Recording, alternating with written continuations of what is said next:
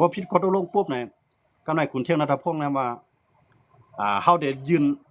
ซับเลียงหล่อมไว้วางใจจอมพ่องลงอนุทินเนาะซับเลียงในอภิปรายไม่ไว้วางใจนะครับเนาะฟังไทยกันนะเฮาได้ยืนซับเลียงเตรียมไว้วางใจตัดที่ให้จอมพ่องลงอนุทินในเปลี่ยนจอมพ่องลง10 กว่าเที่ยงยาวพวกอภิปรายไม่ไว้วางใจในพวกสุนใหญ่ยุคมือปันว่ำไว้วางใจมันก็เตรียมเลยเปลี่ยนเนาะก็ไม่ตั้งพิษมันมีสั่งหลายคนติดลากออกมาหมดแล้วนะมันเฮ็ดให้สั่งพิษทีไรในติดลากออกมาหมดแล้วซับเลียงในกวนนังหนำซับเลียงในสภาซับเลียงในกวนนังกำผาเนาะกวนนังเมืองไทยก็ในจอมพ่องลงอนุทินว่าเขาเนี่ยมีเตียนพ่องเอา70 ปลายแกเพราะว่ามาซับเลี้ยงหลงไว้วางใจเนื้อเขาเนี่ยเจ๋งมากก็จะเขาอยู่เครื่องดินนั่งมือของปีเขาเลยพวกนั้นก็เขาซิงลงนายเขาซิงเอาเจ๋งว่าเขาหลุนเนี่ยย่าสภาพไปตั้งก่อนเนี่ยเนาะว่ายุบสภากันเนาะย่าเป็นสภาจุกเขาเนาะพวกนั้นก็อยู่มา2 เดือนจอมพ่องหลงอนุทินก็ย่าสภาเนาะยุบสภานะครับเนาะย่าสภาขึ้นหรือสภาแบบจุกกัมโมเดลในคำสภาเขาในคำไรเขานะมีได้มีไว้ก็กับว่าเตียนพองเช่นนั้นก็มีอนาสังสิมวดเลยเป็นเตียนพองนะเป็นเตียนพองก็ไม่ได้จอมพองหลวงนู่นที่เราหักษาไปจุกเข้าจุกเก่าไปเลยเลือกตั้งเลยจุกเก่าไปเลยจอมพองหลวงนั่นไงกำไรให้หนังนี้เนี่ยยุบสภาปุ๊บเนี่ยจอมพองหลวงเสียทาอยู่1 ปีจอมพองหลวงอุ้งอิงอยู่1 ปีจอมพองหลวงอนุทินอยู่2 เดือนในเมืองไทยนะเขาเลือกจอมพองหลวงเขามาเนาะในก็ในจอมพองหลวงอนุทินมาเนี่ยผมถึงว่ามันก็ยุบสภาหมดอยู่แน่บอกว่ามันเจ้าในหักษาการเนี่ยเนาะหักษาไว้หมดเลยเนี่ยไปมีลองเลือกตั้งไปเย้าต่างหากเนาะ2 มาก็ไปมีจอมพ่องหลวง3 มาก็ไปมีหลวงปองจึงก่อใหม่มันได้อยู่ไว้ต่อพอถึงก่อตั้งหลวงปองจึงก่อใหม่ไรมือเลยเนี่ยเขาได้เคี่ยเคียงกันนั้นมีอยู่3 ปาร์ตี้ใหญ่ๆเนาะปาร์ตี้ที่1เนี่ยปาร์ตี้ประชาชนกำในปาร์ตี้ที่2เนี่ยปาร์ตี้ภูมิใจไทยปาร์ตี้ที่3เนี่ยปาร์ตี้เพื่อไทยในเขา3 ปาร์ตี้เนี่ยมังกันนะครับเนี่ยนะมันกูพายว่าด้วยเขาเนี่ยหลากันกูจุ้มปาร์ตี้ภูมิใจไทยก็ลาเพื่อไทยปาร์ตี้เพื่อไทยก็ลาภูมิใจไทยกำในปาร์ตี้เพื่อไทยก็ลาประชาชนปาร์ตี้ประชาชนก็ลาเพื่อไทยกำในปาร์ตี้อนุทินเขาปาร์ตี้ภูมิใจไทยนั่นก็ลาปาร์ตี้ประชาชนเขา3 ปาร์ตี้ใหญ่เนี่ยมังกันอีลุงตรงนางหาหมดเลยนะมังกันเขาก็พันดีเมื่อก็พันดีนะเขาก็นี่ตามพิษเมื่อก็นี่ตามพิษเขาหมดเลยนะจอมพ่องลงอนุทินมันตึกมีอันหนาไว้ในมือมันหนูว่าในหัวปากเนี่ยมันจะมีหมอก60 ปูนนั่นขนาดเนาะมันถึงมีหนามันอยู่ยันเบอร์มันเปลี่ยนผู้รักษาการไว้โจข้าวกันในวันไหนแล้วเนี่ยจอมหาดังพี่แล้วนะหมดเลยนะจอมหาดังพี่กูมีว่ามันจะนั่งเขามาดีเบียดกันดีเบียดในบอกว่ามาเถียงนั่นขนาดเนาะมาเถียงกันก้อนหนึ่งในก้อนหนึ่งปลาสีเขาเป็นเจ้าไหนปลาสีสูเป็นเจ้านั้นเนาะมันหลีจังหือหลีจังหือเนี่ยมันมาเถียงนั่นขนาดเนาะเพื่อมาเถียงกันก่อนที่เขาได้ขึ้นมาเถียงกันนั่นเนี่ยเขาได้มาห้องเพียงต่างจอมปิวเจอจ่าเขากันกันในว่ามาห้องเพียงต่างจอมปิวเจอจ่าเขาเนี่ยกูปาตีเอามือวางตัวเรียบเอามือวางตัวซื้อนะครับเนาะเอามือวางซื้อนั่นก็จุกตัวซื้อห้องเพียงเจอจัดก็ในอันเป็นคุณเที่ยงนะครับหัวหน้าปฏิประชาชนนะครับเนาะมันซ้ำอะไรเอามือในลงซื้อไหนมันซ้ำเอามือปีกเฮ็ดน่ะสิเลยโมเลนเขายืนเอาตั้งพิษมันว่าเปลี่ยนกวนฮักจื้อคือวันเมืองเปลี่ยนคนฮักเป็นกวนฮักหลังเจอจัดเนี่ยเอาตั้งพิษมันจังว่า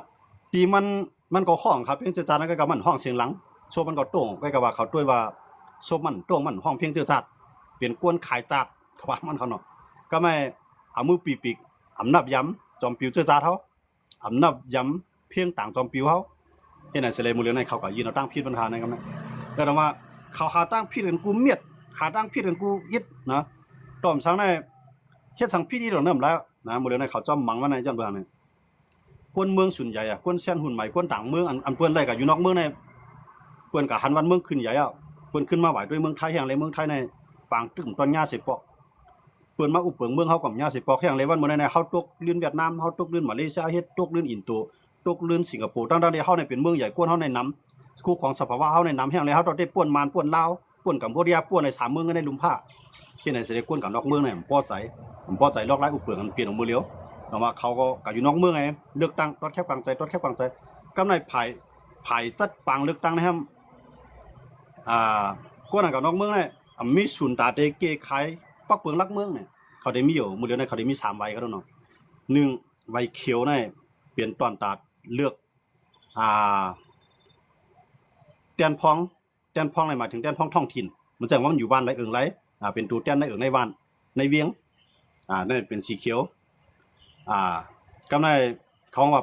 สสเขียดนั่นขนาดเนาะสเขียดวันใต้ได้มันเต็มแคมก็นะพี่อย่างเขียดมีสสห้ามดีว่าแท้กันเนาะสเขียดได้หมายถึงว่าในนาทีไผนาทีมันนั่นเขาได้มีตัวแทนของเขานั่นขนาดเนาะสีเขียวในสเขียดกำไรแทงสีของไทยเขาว่าสีชมพูกันเนาะสีของนั่นเป็นเป็นพรรคในหมายถึงว่าปาร์ตี้นั่นค่ะเนาะพวกเกี่ยวปาร์ตี้อันไหนปาร์ตี้1ปาร์ตี้ในเขาได้ไล่นามปาดของเขาเนาะพวกปาร์ตี้ประชาชนในเขาได้ไล่นามปาด46เนาะได้ไล่นามปาด46เพื่อไทยปาร์ตี้เพื่อไทยไล่นามปาด9เนาะก็ในพวกเลือกเตียนพองในท้องถิ่นได้ไล่ใส่ใบเขียวได้ไล่กาใบเขียวนั่นค่ะเนาะได้ไล่ย้อนใบเขียว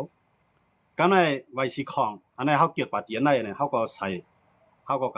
กับขีดไข่กาเปมันอันสีของเป็นปาร์ตี้ไล่เฮาได้ไล่ด้วยชื่อปาร์ตี้มันแทงเนาะเฮาได้เลยต้องนำปาดนั่นค่ะเนาะเพิ่นเราได้เลยต้องนำปาดนั่นก็ได้เลยต้องโลโก้เนาะห้างพังสัญลักษณ์ของเขานั่นค่ะเนาะที่หมายต้องของเขานั่นค่ะเนาะ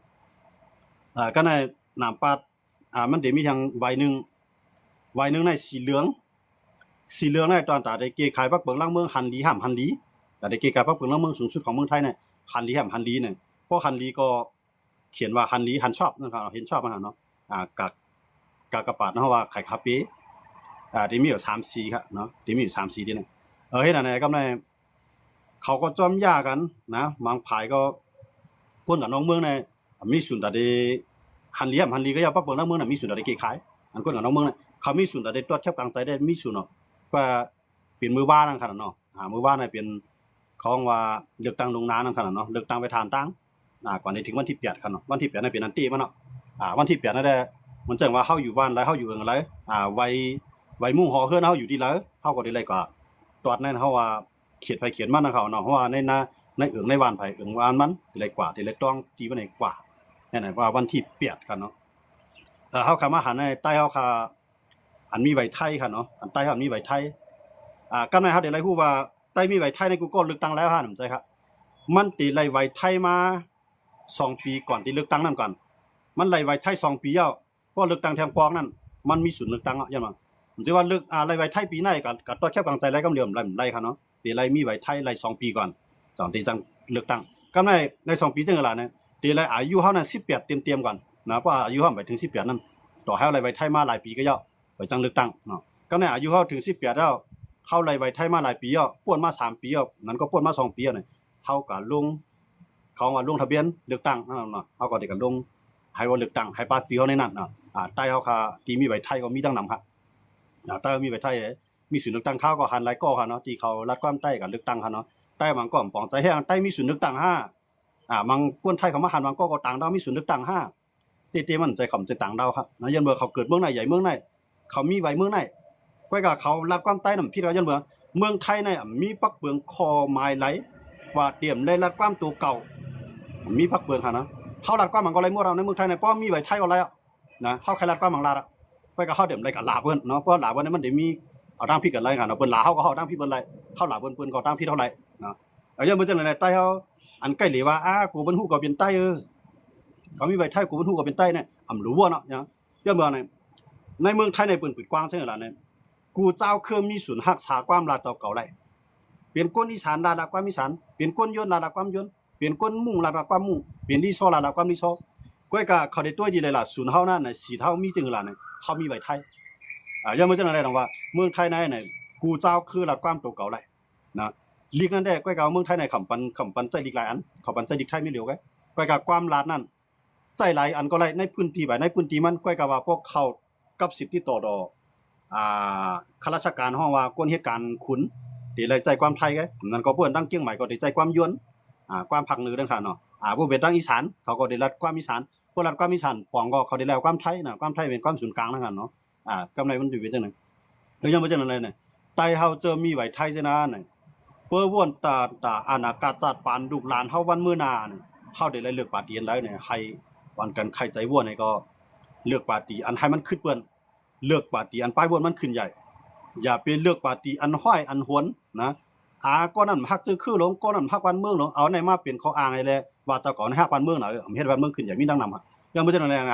ให้แตบตัดเอาหังกล้วยดังหาเนาะเฮาว่าปาร์ตี้ใดดีในเฮาบ้านเนาะก็ว่าปาร์ตี้ใดนโยบายมัน policy มันดีที่สุด ยาวก็ยิบไรเฮ็ดไรใจไรตื้อไรนั่นเข้าหลบปันแห้งนะมันจะน่ะปาบางปาร์ตี้เนี่ยมันจะปาร์ตี้เพื่อไทยกันเนาะมันกูบอกเขามีนโยบายว่ากวนกูก็อายุ16คืนนึงได้เตะไรเงินก็10,000อันนั้นเป็นpolicyเขากำนึงมาเขาเฮ็ดไรครับกำไรเขาเปิดถึงปานในมาเนี่ยถึงตีเลือกตั้งวันที่8ตั้งนานในเขามีpolicyแห่งอันว่าใน9วันเนี่ยเตะไรมีรุ่นรางวัลเนี่ยหมายถึงว่าเตะไรสู้รางวัล1วันใน1ล้านข้าวยำ1เดือนใน9วันน่ะเตะไรเดียวนะ9วันน่ะเตะมีวันเตะมีเงิน1ล้านในปานนี้เดียวอันนั้นก็เตะเปลี่ยนกว่าในเดียวทางได้ดียาวกว่าคันนะเงินล้าน9วัน1เดือนในมี9วันนี่ดินะตรงว่าพอกัน1เดือนในเตะแล้วเงิน9ล้านในจ่ายไปนะในกวนเก่าก็นะฮะเนาะกวน75ล้านในมันเตะไร75ล้านก็ผมใจก็มันเตะไรเก่าก็ไว้นะมันเตะไรเก่าก็ไว้เพราะ1เดือนในเตะเก่าในเตะไรเงินล้านได้ดีกว่าเขาได้เอาเงินมาแจกปาร์ตี้เจออันว่นว่าตาที่แจกเงินนั่นมันเปลี่ยนการซื้อเสียงต่างกดมันใจการซื้อเสียงต่างซื้อเพราะมันแจกเข้าในมันก็ดูขึ้นเอาขึ้นเนาะนะย้อนมาจากนั้นในการแจกเงินนั่นได้เพราะว่าเป็นเมืองที่เปิ้นขึ้นอย่างนั้นเพราะว่าเปิ้นแจกเงินในเปิ้นที่มีเบิ่งแจกมันเพราะกวนเฒ่าอายุการนายเปิ้นที่แจกเรือนการนายเปิ้นที่มีจังนั้นลูกอ่อนเกิดมาเปิ้นได้แจกจังได๋เปิ้นเฮ็ดจังกวนเฒ่ามันเหตุการณ์แล้วเขาโลเพราะมันมีเงินเหลือนราย1เดือน 10,000เพราะว่าอะไร1เดือน1เฮียงเข้าว่านั่นน่ะพวกมีกวนเฒ่า2เฒ่าเดือน2เฮียงพวกปีนี่มันได้ 12,000มันได้นำเลยสิก้นก้อนที่แจกเงิน 10,000 ครับก้นก้อนแจกเงิน 1,000 ก็มันแจกกูเรือนเขาโลก้นก้อนแจกเงิน 10,000 มันแจกเรือนเดียวไว้มันแจกเรือนแจกปอกเดียวก่อนน่ะแจกปอกเดียวไว้ค่าทั้ง4ปีนี่มันแจกปอกเดียวไว้กำไรก้นก้อนจ่ายกูเรือนเดือน 10,000เอาเรือน 1,000 เดือน1เฮียงจ่ายกูเรือนพอ1ปีมันได้ 12,000พอ2ก้อผมมีก้นเท่า2ก้อ60อายุ60ขึ้นทั้ง2ก้อนี่ค่าได้ 24,000อันละที่ได้นำครับอันนั้นพี่น้องเขาจับได้คันเนาะย้อนมาจากนั้นปาร์ตี้ละอันนั้นปาร์ตี้ประชาชนบ่เดียวนะพวกกวนเท่ามันได้ปัน 1,000 ต่อ1เดือนต่อ1ก้อว่าอายุก็ยาวเพราะว่าอายุมันได้60ขึ้นกว่าได้ที่ปัน1เดือนใน 1,000 กูเรือนกวนเท่าเพราะเป็นลูกอ่อนก็ได้ปันแท่งกำไรกวนอันตึกป้าต้องไปเกิดลูกก็ได้มีหลายๆแท่งนี่อันได้อยู่ดีครับกวนเจอมีใบไทยไว้ก็ได้มีศูนย์ไรขนาดเช่นนั้นเฮาคาได้เฮามีศูนย์ปันแห้งไว้นั่นขนาดเนาะย้อนบ่จังนั้นว่าเฮาคำมาด้วยเนี่ยเงารายการเมืองไทยนั่นเนาะเนี่ยบ่ใครเปิงสั่งกันตั้งการเมืองมานก็ก็ว่าเมืองไทยเนี่ยมันมีจุ่มอยู่กองกลางหลายจุ่มเลยมันตึกกันไว้ภายเจ้าอาณาเขาภายผู้มีอาณาเขาในใครมีไว้กวนเมืองนิดเดียวนะเพราะกวนเมืองอำว่นการเมืองได้อยู่ว่าละก็กกวนเมืองเจิมว่นการเมืองจะได้เป็นนี่เป็นขวัดย้อนว่าเนี่ยป้ายมามีมันดีครับเพราะหลวงปองจึงมันป้ายวนมันกว้างไกลในมันหมอหาเงินมาแจกเงินในตาได้มันได้แจกในก็กะกูบนไม้มาแจกกำไรขึ้นขวานให้มาแจกขึ้นคานการน้ำให้มาแจกขึ้นกาไฟมาแจกเอาเงินให้มาแจกแน่เฮ็ดให้วันเมืองขึ้นใหญ่ยาวกว่าเฮ็ดให้ก้นเมืองขึ้นใหญ่มันมาแจกในมันมาแจกปองใกล้ๆกันเขาได้สร้างขอนตั้งนำเนาะการนำก็การมันสูงกาไฟการมันสูงการน้ำมันการมันสูงกาของกินของย่ำการมันสูงเนี่ยต่อให้เอาอะไรเงินมันแจกมันเฮาก็เฮาขึ้นแล้วเงินน่ะก็ซื้อมันขึ้นไงย้อนบ่จังได๋ดอกว่าเฮาหลวมอปองเจอปราศีอันไรที่มันยิบไรตื้อไรใจไร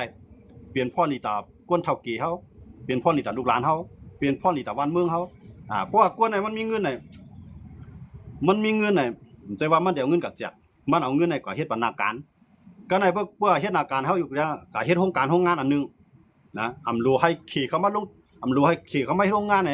จ้างคนต่างเมืองให้เป็นคนไทยเฮ็ดโครงการโรงงานมันก็คนต่างเมืองมาเฮ็ดโครงการโรงงานจ้างคนมาอยู่ในเมืองไทยคนในเมืองไทยคือเหตุการณ์เขาได้รายเงินเขาได้มีการเขาได้มีเงินเพราะมันมีการในรายเงินมันได้ปกป้องถูกเก่ามันไรเพราะมันมีการเอาเงินกับแจกมันในพวกเงินมันเสียขึ้นเยอะเหมือนก้นย้อนเงี้ยนะย้อนมาเช่นไรอันนั้นจะได้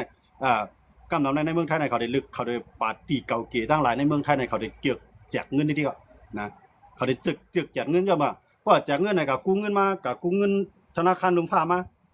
ธนาคารกลาง IMF นะครับเนาะกับกู้มาปุ๊บนั่นก็กับกู้ต่างเมืองมากู้กับนั่นก็กู้เข็มนั่นก็กู้อเมริกันกับกู้บนต่างเมืองมาจะได้เอาเงินมาแจกถ้าเอาเงินมาแจกเอาไหนมันแจกมันก็ห้ามใจนะเพราะว่ามันแจกให้หมอกเพราะว่ามันมี3ปูนเนี่ยมันได้แจกให้2ปูนแต่ปูนน่ะเขาท่องมันเนาะครับก็กับเขาน่ะคนในเมืองไทยเหมือนอยู่ในเมืองไทยได้เลยจ่อยกันสร้างขวัญจ่อยกันซื้อน้ำจ่อยกันซื้อไฟกาใหญ่คันลงกากันจ่อยกันซื้อน้ำมันจ่อยกันซื้อของกินย่ำอย่างมากกว่าเป็นขวัญเนาะตอนนั้นเฮาค้าคนเมืองใต้เนี่ย เขามาอยู่ในเมืองไทยในผมคิดว่าเขาได้สร้างขวัญกันนะกูปีนี้เขาเลยสร้างขวัญให้สร้างหน่อยนะเขามีรถเครื่องเขาก็สร้างขวัญเนาะเขามีรถยนต์เขาก็สร้างขวัญเนาะนะก็ในเขาขี่รถเขาก็มีใบขับขี่มันเขาก็ได้เลยเชียงขวัญมันดีในแท้ก็ในเขาก็ซื้อน้ำมันกาคำนั้นสูงในขวัญมันอยู่ในนั้นเขาก็จอยบนแท้ข้าวสารเขาซื้อกินนั่นเขาก็จอยบนแท้เตี้ยๆเนี่ยเขามาอยู่ในเมืองปนเนี่ยเขาเป็นตัวเงินตัวข้ามเมืองครับนะผมเชื่อว่ากวนในพวกมันป่องใส่มันไปว่ามันกว่างไก่เนี่ยมันหลกกวนในน้ำนะพวกกวนน้ำก็กวนซื้อมันน้ำพวกกวนซื้อน้ำกวนขายน้ำพวกมีกวนขายน้ำกวนซื้อก็น้ำเนี่ยเป็นมีรายทั้งสองฝ่ายกวนมีเงินก็ซื้อกินกวนมีเงินก็ขายก็มีราย10 ต่อยอดมันก็แท่งยอดมันจะนั่นแหละวันเมืองที่มันขึ้นใหญ่นั่นในปนที่พวกปองเพียนลิ้นพวกปองวันเมืองพวกปองไปมักมีพวกปองจ่าปานกวนมันจะเมืองหุ่มตุ่มตัวเขาเนี่ยเขามีโคของไตลินเดลินแนะนำน่ะก็กะว่าโคของไตลินแนะนำเพราะนั้นมาเอากับเฮ็ดสังลาเนี่ยเอากับซื้อเครื่องกองกลางเอากับซื้อเครื่องลากนาเอามายื้อใส่เฮาขึ้นลากนาเนี่ยนะลากให้นาเขาได้ขนาดนั้นย้อนบ่จังได๋ดอกว่าอันนั้นเฮาเมืองเฮาขาได้ต่อไอ้โคของน้ำนี้ผ่านน้ำนี่ก็ยาวเนี่ยหลวงปองจึงว่าเนี่ยมันตอนตามมาพวกปองจึงเมืองเฮาที่มันความหมายมันหลวงปองจึงว่าเนี่ยก็กะมันจะมาพวกมันจะมาพวกปองมันสามารถเจ้าของเนี่ยเมืองสุมีช้างเนี่ยโคของน้ำนินพาสุมีช้างเนี่ยเอาขายบันเคขายโป้ขายเป้สนใจก้นเมืองเฮาคานเกิดมาใหม่ก็เรียนตึกใหญ่ไว้ก็เรียนเท้าไว้ก็ดีสนใจทั้งค่ะชื่ออยู่ไรก็ยุ่มอยู่ไรก็ปลายกันนะมาในจังหวัดนั้นก็ในเฮาปลายก็เอาถามมาเฮารอท่านเนี่ยกูว่าในเฮามาเมืองไทยเนี่ยสร้างขวัญ2 ผายนะตั้งเมืองไทยบ่สร้างขวัญอยู่ไรเขาลูกตั้งเมืองมารบ่สร้างขวัญมันก็ตัวบนพาสปอร์ตเขาลูกเขาได้สร้างขวัญ2 ตาค่ะนะครับเนี่ยนะก็ได้สร้างขวัญ2 ตาเสียมก้าในเมืองเฮามีปอมีเมียมีพี่มีน้องมีตึกไฮล็อกนาสูมีตีเรียนกันได้สร้างขวัญมาเลยสูมีหน้ากันได้เปิ้นกว่าเฮ็ดให้เฮ็ดนะกาล่างหอมมันสุดได้สร้างมาเนี่ยเฮาอยู่ในเฮาได้สร้างกำไรซื้อเขาอยู่ในเมืองเฮาเก็บเขาเก็บน้ำเฮาเนี่ยเฮาก็ได้สร้างมันมีมาปอเฮามีปีเฮาน้องเฮาเนี่ยมาย้อนเฮานะนั่นก็ผัวนายเฮามาย้อนเฮาก็ได้ปันมันครับย้อนบ่จังได๋เนี่ยคนเมืองใต้ก็ลีคนในเมืองตุ่มตู้ก็ลีเนี่ยเฮาในตาได้อยู่รอบบ้านเนี่ยเฮาในเลยว่าเป็นกวนแก่นแข็งได้เตี้ยจังว่าญาเปิ้นมีกูตั้งขนาดมาอยู่เมืองไทยก็สิว่าเปิ้นมีเพราะค่ะนะมองสิว่ามีเงินให้เขาอยู่ไรครับย้อนบ่จังได๋กูซื้อกว่าในเป็นเงินครับต้องว่ามีวัดมีใบในเปิ้นว่าจอมซอกจอมมัดจอมตีจอมเอาตกคอกส่งปอกมือเฮือนได้คั่นน่ะย้อนบ่จังได๋เฮาก็กะไรเฮ็ดได้วัดไว้ในกาคันนั้นสูงนั่นเฮากะไรเฮ็ดได้บางก็ญาบ่เรียนฝันญาบ่เรียนก็มีนำหนักอันย้อนบ่จังได๋น่ะคนเมืองใต้ก็ลีคนเมืองตุ่มตัวลีเนี่ยเป็นคนเคลื่อนแข็งแข็งเป็นคนเมืองแข็งแข็งก้อยกะว่าเฮาญาหลวงปองจึงงือนะก็ในคนในเมืองไทยเนี่ยก็เขามีปีญาเขามีตังหูเขามีน้ำกัดก้อยกะเขาก็ญาหลวงปองจึงเขาหลวงปองจึงงือเหมือนกันครับย้อนบ่จังได๋จังได๋ว่าคนเมืองไทยในไรปลายก็เฮ็ดลูกน้องเกาหลีใต้ไรก็ให้ไปลูกน้องแก้วปานปลายก็ให้ลูกน้องเคปลายก็ให้ลูกน้องสิงคโปร์มีดังนำครับย้อนเมืองครับเขาญาหลวงปองจึงงือเหมือนเฮาก็ว่านะก้อยกะมันได้แค่นหรือเฮาของเขานะเพราะเฮาในงือปากหลวงปองจึงเฮาในงือ1 ปากในหลวงปองจึงเมืองไทยเนี่ยก็งือมอคาซิบอะนะย้อนบ่จังได๋ดอกว่ามันบ่ใครเปิ้งกันน้ำคั่นน่ะเนาะอันนั้นก็เฮาขามาแจกนึงในการเกี่ยวข้องรองการเมืองไทยเลยเมืองของตุ่มตู้ค่ะในคั่นเนาะวันนี้ก็ยินชมขอบใจน้ำพี่น้องเขากูก็ดีมาปันแห่งกันวันที่เปียดนั่นได้เฮาได้หันเนี่ยว่าไผเป็นไผเป้ไผเป็นไผซุ้มในการเลือกตั้งเมืองไทยค่ะเนาะเฮาขาได้เป็นคนเมืองใต้ก็มาสอนอยู่จอนโฮมจอนอยู่โฮมพ้วยบรรจุข้าวแกเนาะก้อยก็เป้าหมายยังอ่านได้ก็ไข่ปองมือเฮาอยู่นะก้อยก็ว่าดีเลยด้วยว่าเมืองเฮาได้ญาผู้นำรักแหลมมือแล้วนะนั้นก็ได้ญาผู้นำงือเสเลยขายโคของแผ่นดินเนาะกับวันๆก็หาในเด้อจังหวะนั้นคั่นน่ะเนาะอันนั้นก็เฮาได้หลาย10ตัวก็แท้มันมุ่นนานในคั่นเนาะไม่สูงวันเรือน3มื้อค่ะทอมอยู่กูวันค่ะปันแห้งอยู่กูวันค่ะในคั่นเอาค้างยินชมค่ะตอนนี้อเมริกันกับอิหร่านเป็นยังไงครับพี่จอมเอาค่ะอเมริกันและอิหร่านได้หมดเลยได้ตึก10เคียงกลางซึกกันอยู่เนาะตั้ง2ผายในพร้อมตึกนะอเมริกันนั่นก็ส่งเครื่องระนักมันเข้าได้อะกำลังอิหร่านก็ห่างยันมาไปครับนะอันนั้นได้มันจำหลายอย่างครับนะอิหร่านเลยตั้งอเมริกันได้จำหลายอย่างก้อยก็มันติไปด้วยว่าอเมริกันในปอดตึกอิหร่านเนี่ยจงตีเย่าเลยขายามปอดนะพวกเย่าเลยขายามปอดในซ้ำใจขายามต่างหืออเมริกันในตึกด้วยแนวตั้งตรงไหนกำลังอิหร่านทำมันลาดว่าเป็นหือมาก็เฮาตึกได้สู้หนังแห้งเฮามีมื้อในเขรัสเซีย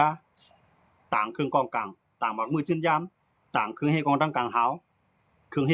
ตั้งกลางหาวเนี่ยเอามาเป็นอิหร่านหมดแล้วคั่นเนาะขี่แล้วก็ยาวก็รัสเซียนั่นคั่นเนาะอันนั้นเขาได้เลยไปด้วยครับกำไรเหมือนเจ้าหนังเกาหลีเหนือเขาว่าจังได๋เขาก็ตึ้งจุกอยู่ภายอิหร่านเนาะย้อนบ่จังได๋ว่าอเมริกันนะครับ อันเป็นว่าลีเดียมันได้พร้อมตึกซอยมันเตรียมๆในหมดเลยในมันมีไว้อิสราเอลในนอนนะก็ในหมดเจ้าหนังกาตาร์เขาเนี่ยจอร์แดนเขาเนี่ยคูเวตเขาเนี่ยเนาะหลายๆเมืองเจ้านั้นก็เป็นเมืองวิเลียอเมริกันเขาเนาะเจ้านั้นก็เขาได้ด้วยทางเนาะลองอเมริกันและอิหร่านได้ต่างคำอันนั้นก็ต่างวันพยายามตอนเขาขาด2กันขึ้นมาลาในกันในกันเนาะเอาค่ะยินโจมค่ะที่พี่น้องเขาต้องถามมาเขาเนาะอ่านข่าวลาดมื้อเดียวได้ก็ลาดมื้อไกลเขาเนาะลาดมื้อไกลที่ป่วนมาจอดถึงมื้อเดียวได้ก็ที่เป็นรองการเมืองไทยนั่นขนาดเนาะก็ในพอลองการเมืองอิหร่านเนาะการซึกเนาะเพราะว่าทางอิหร่านเขาได้ด้วยการซึกเนาะการซึกอเมริกันและอิหร่านได้ก็มื้อเดียวได้มันไปเย้าตู้เนาะเย้าก็ไปตึกกันมือว่านั่นได้ก็มือว่าอย่างเขาเนาะมือว่ามันมีหมากแตกในเมืองอิหร่านใน2ปีนะมีคนตายกับฮักก็อันนั้นได้ก็ภายทางอิหร่านเขาได้ก็ไปนี่ว่าเป็นภัยนั่นก็เนาะเขาก็ห่างแฮงซึกเขาไว้นะครับเนาะก็ทุเรคารูนี่ครับก็ทุเรในมื้อเดียวในเย็นไว้อยู่ครับเนาะลองย่างเผือกเขานะพี่น้องเขาถามมาครับเนาะก็ทุเรในมื้อเดียวในเย็นไว้อยู่ซึ่งอันนี้ก็ทุเรในมันปืนผาเป็นเมืองก้อนคอในซิต้าก็มันเอาปืนที่มันเอาปืนที่เรียกกันนะมันเอาปืนที่เรียกๆอันนั้นถามว่ามันได้แล้วมันก็ไล่ครับในมื้อเดียวในมันก็ยื้อมันเนาะอันนี้มันก็ไปยื้อยันไปซะนี่เพราะว่าภายนึงปืนเผาก้อนคอภายนึงพันดีในมันเสียงย่างเขาเนี่ยมันแตกกันไว้นะมันก็ไปจังก็ยื้อมื้อเดียวในมันในตึกมีภัย GKPA KNA เนาะ KNA เนี่ยลูกที่อะไรเปลี่ยนมาแล้วเนี่ย KNA เนี่ยได้มันเป็นจุ่มปีจีบเขาเปลี่ยนมาเนาะเขาเรียกลายจุ่มปีตุจิตยาวก็มาเป็น KNA นะครับเนาะมื้อเดียวในจุ่มปีตุจิตเจ้าคิดดูจุ่ม DKPA เจ้าซ่านออกขา2จุ่มในย่ามมาในใจเขาออกเมืองเมียวดีเนาะมื้อเดียวในก็มาลาดว่าเพิ่มออกมาได้กวาดล่างเต็มตีเนี่ยเดี๋ยวไปตัวทาง2มาได้กวาดล่างตีเขาเนาะพวกกวาดล่างตีในพวกมังแวด2จุ่มในมังแวดเจ้าคิดดูมังแวดเจ้าซ่านออก